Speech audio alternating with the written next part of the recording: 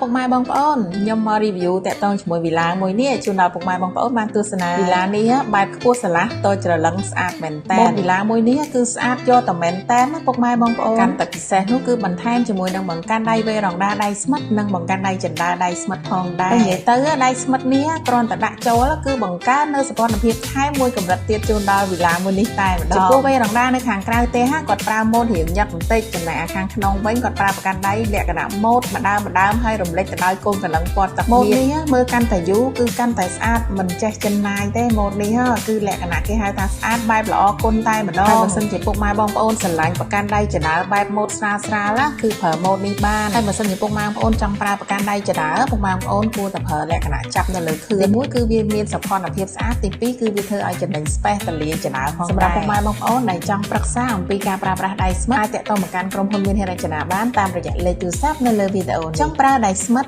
Complex Vintage រចនា